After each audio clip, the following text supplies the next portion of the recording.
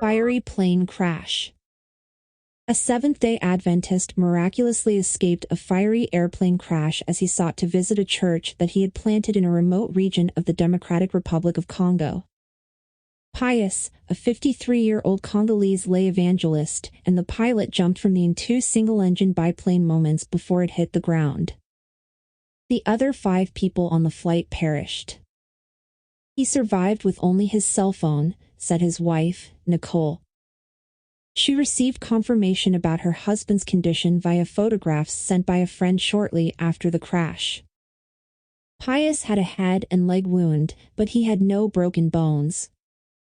The photos that she received on her cell phone showed her husband looking dazed and wearing a blood-soaked shirt, with a cell phone in his hand. Nicole was unable to speak with her husband for 3 days, but his first words by phone were filled with praise to God. "I will never leave this God," he told her. "He is wonderful." Last moments of flight. The cause of the crash was unclear. The Soviet-built plane, operated by a local airline, apparently developed engine trouble shortly after taking off from the town of Kamako for a 90-mile flight to Chikapa, located near the border with Angola. The pilot looked for a place to land, but the engine problem got worse. As the plane lost altitude, smoke filled the cabin, and Pius saw the pilot emerge from the cockpit. At that moment, he sensed a voice saying, "Follow the pilot." He saw the pilot open an exit and jump out. He also jumped out. Moments later, the plane slammed into the bush and burst into flames. The plane went down about 2 miles from the airport.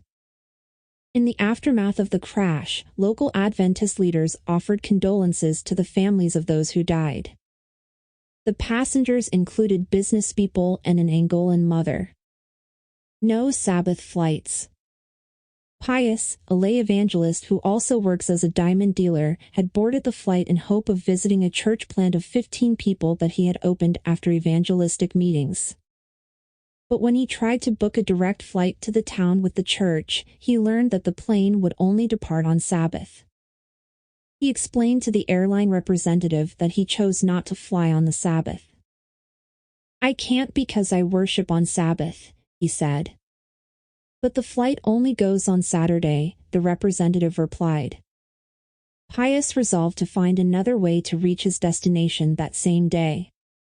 After looking around, he bought a ticket on the doomed flight instead. He called his wife from the airport to announce his change in plans. He hoped to find another way to reach the town with the church plant. That afternoon, Nicole waited for her husband to call that he had arrived at the alternative airport safely. But he didn't call. Finally, a cousin called and asked, "How is your husband?" Nicole said they hadn't spoken since morning and asked whether the cousin had heard from him. The cousin hung up without replying. Nicole immediately called back and demanded to know what was going on.